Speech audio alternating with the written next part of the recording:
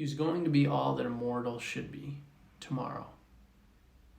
No one should be kinder or braver than he tomorrow. A friend who was troubled and weary he knew, who'd be glad of a lift and who needed it too. On him he would call and see what he could do tomorrow. Each morning he stacked up the letters he'd write tomorrow, and thought of the folks he would fill with delight tomorrow. It was too bad indeed he was busy today and hadn't a minute to stop on his way. More time he would have to give to others, he'd say, tomorrow.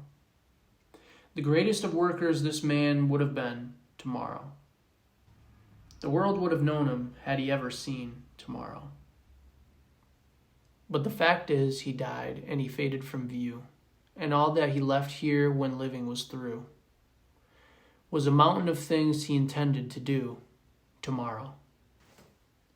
In the pursuit of being more efficient with our time, nothing kills the vibe more than procrastination. It seems that some people suffer from procrastination more than others, but the reasons we experience it are the same, no matter the individual. In this video, we'll discuss the 4 main characteristics of tasks that lead to our procrastination.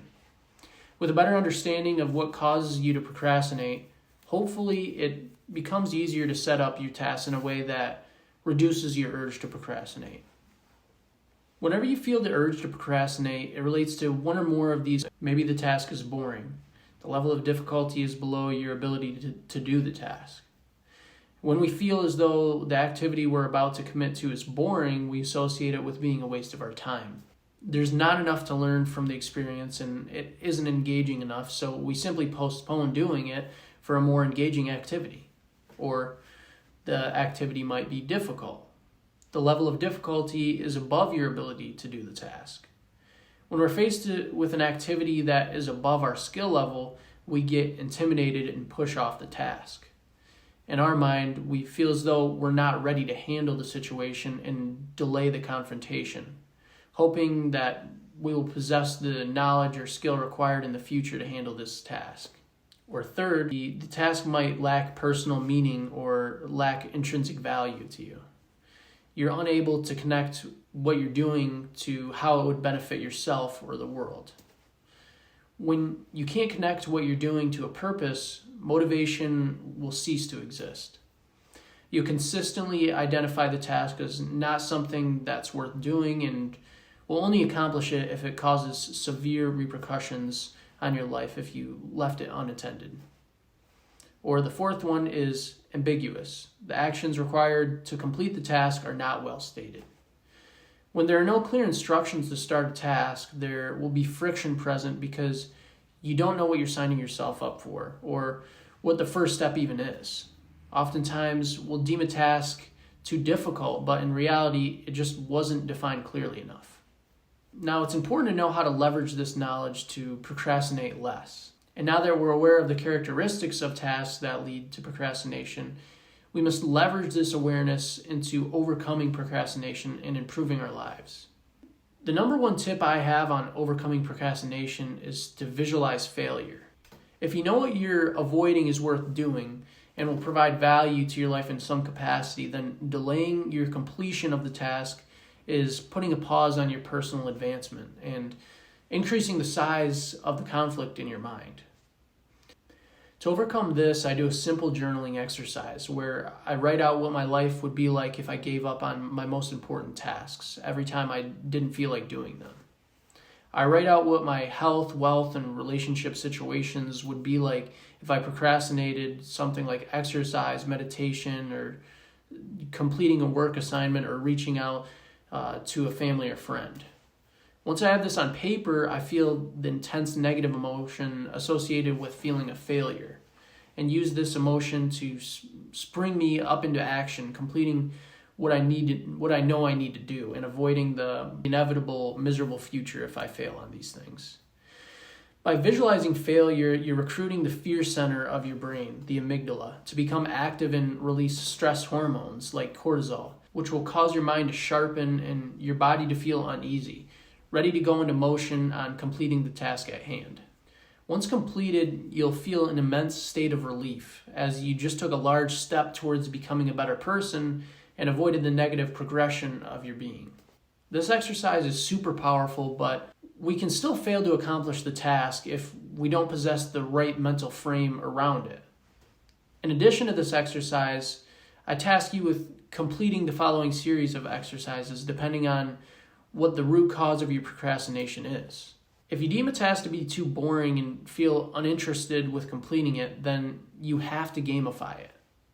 Gamifying a task means to increase its difficulty so that you feel like you're in a state of competition to complete it. The best strategy for gamification is to time how long it takes for you to do the task. If it's a task that you have to repeat often and has become boring, then time yourself for how long it actually takes to complete and use this as a baseline. Next time you have to do the task, set up the timer again and see if you can beat that previous time while still maintaining satisfactory levels of quality. Through this exercise, you'll be in a state of competition with yourself and become more efficient with the tasks that generally don't fully engage you. If the task feels too difficult, if you are overwhelmed with how difficult a task is, then the best thing that you can do is scale down the difficulty to a level that's manageable by your current situation. Find what it is about the task that's within your current skill set and complete that first. If you're unsure of how to make progress past that point, you'll have to use your resources through research and consultation of others. It's more than likely that the problem you're facing has been at one point handled by someone else. You have to become resourceful and utilize other people's knowledge to help lower the level of difficulty for yourself. Maintaining a balance between too boring and too difficult is something I touched on a little bit more deeply in my video for top 6 presence tools, so make sure to go check that one out too. I'll link it in the description. But for my tip regarding the third root cause of procrastination, lacking personal meaning or a lack of intrinsic motivation, this honestly is one of the hardest procrastination characteristics for me to overcome. But over the years, I've been able to develop an exercise that still allows me to make progress. When I'm faced with a task that doesn't speak to me as meaningful, I write out on paper how I could make this task more meaningful. I take the vision statement for my life and try to connect that to the current action at hand and see how many steps I have to make to get there. I often ask myself, what would make this task worth doing to help me serve my purpose? The usual result of this exercise is that I discover that the task I'm doing is indirectly helping me develop a certain skill that will benefit me in the future. An example of this is giving a presentation at work. In the past, I would give presentations on topics that I didn't really care about, honestly.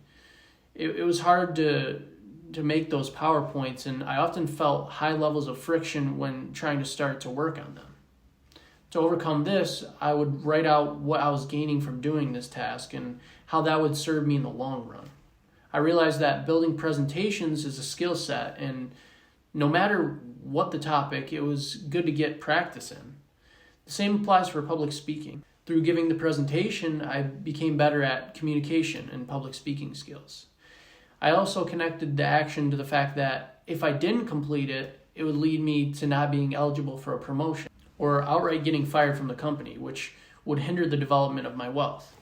By making the conscious connection between the task at hand and what the payoffs will be that benefit my life going forward, it has become much easier to complete the tasks that are in front of me. And for the fourth root cause, ambiguity, it's one of the most common characteristics behind procrastination, actually. When working on a task, you either assigned it to yourself or was given it by a superior. If you create it for yourself, it's your responsibility to make clear enough to initiate an action.